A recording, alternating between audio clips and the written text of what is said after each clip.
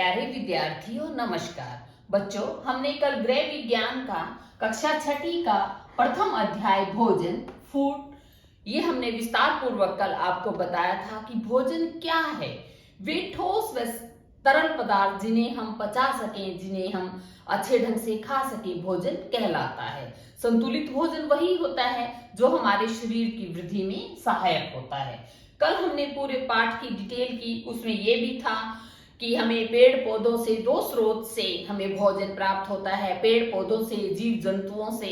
तो किस प्रकार हमारे चारों तरफ की ये जो प्रकृति है ये भी हमें भोजन देती है, कैसे जीव जंतु हमारी बढ़ोतरी में सहायक होते हैं।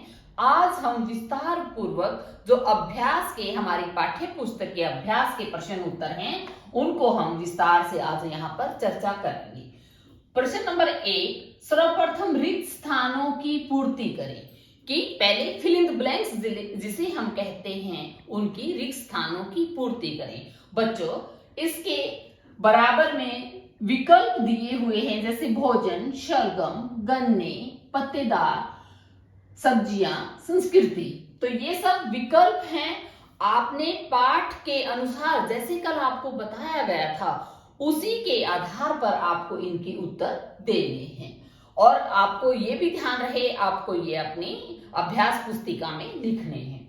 मानव शरीर को सुचारू रूप से चलाने के लिए खालिस्तान की आवश्यकता होती है।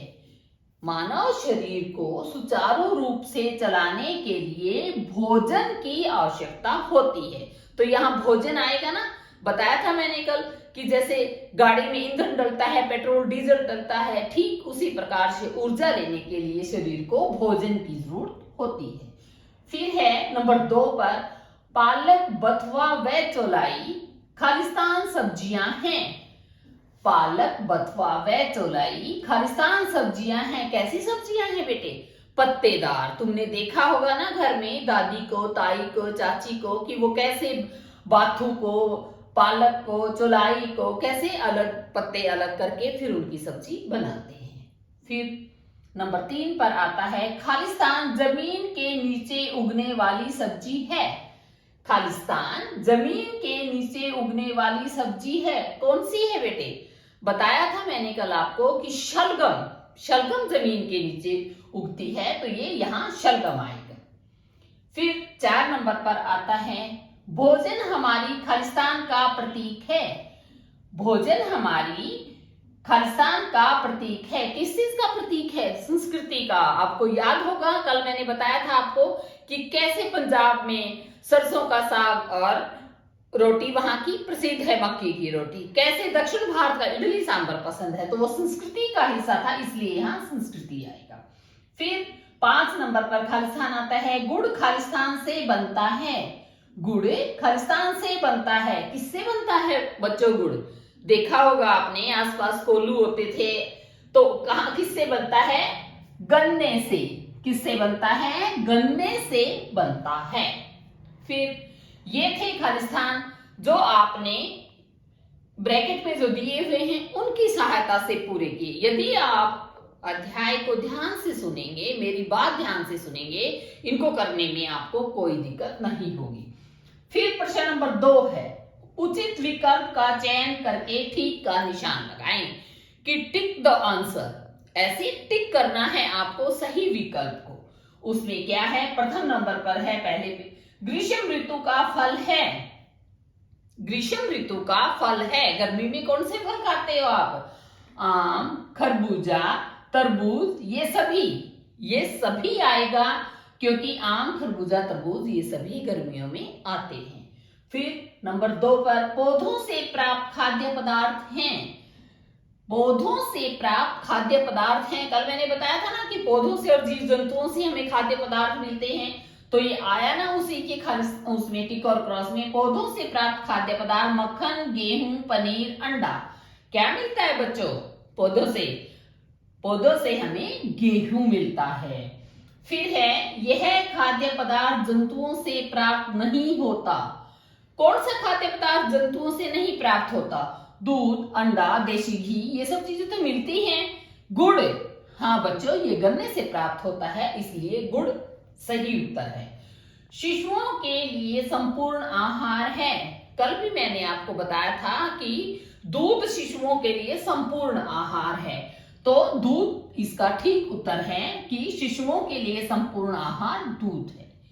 ये थे ठीक और गलत, जो आपको थोड़ा सा ध्यान लगाते ही पता चल जाएगा कि कौन सा उत्तर सही है और कौन सा गलत है। अब बारी आती है लघु उत्तरीय प्रश्नों की। किसकी? लघु उत्तरीय प्रश्न। इसमें प्रश्न नंबर 1 है, भोजन किसे कहते हैं? बच्चों, कल बताया था कि भोजन किसे कहते हैं? वे सभी ठोस व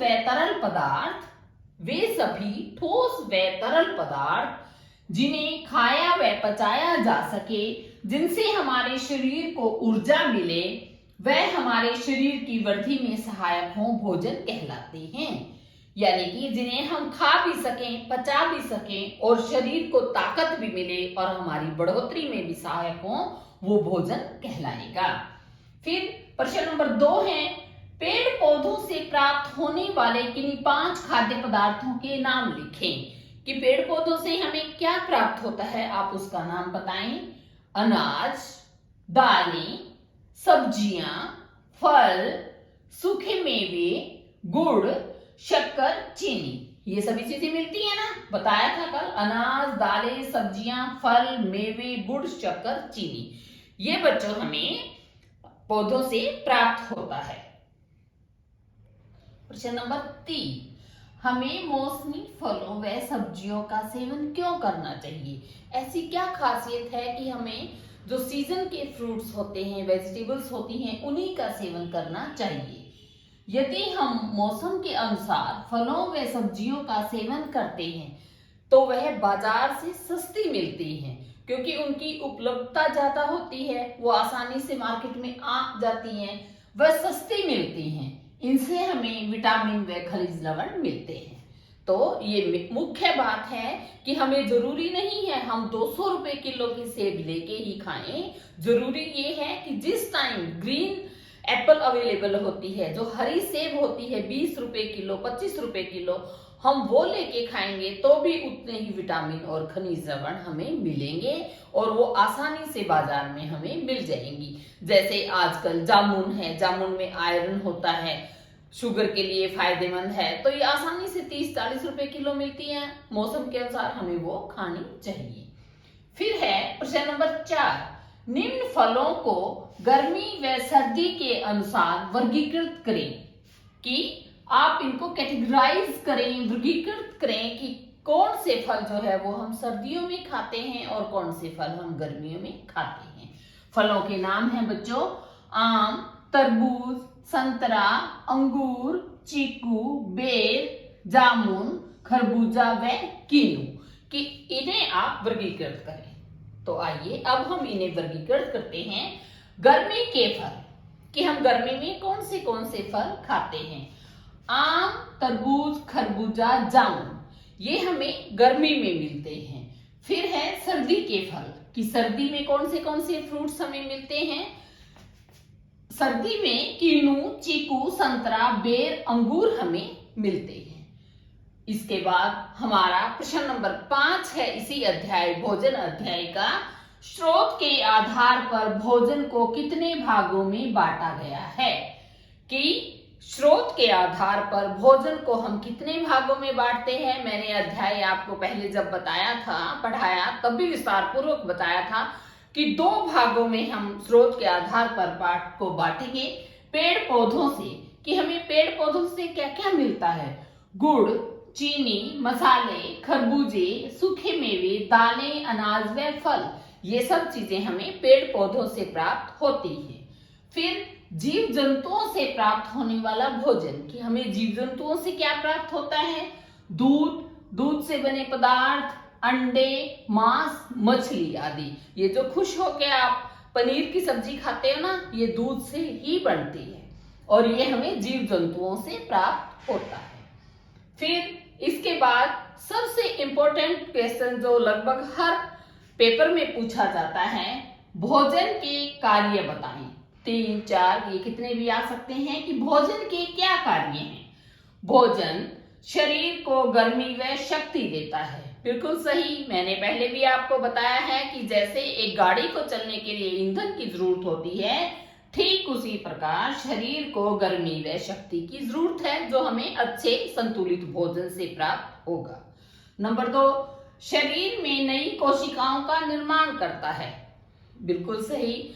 जो हमारी नई कोशिकाएं होती हैं उनका ये निर्माण करता है, और जो पुरानी कोशिकाएं हैं उनमें जो टूट फूट होती है उनकी भी ये मरम्मत करता है।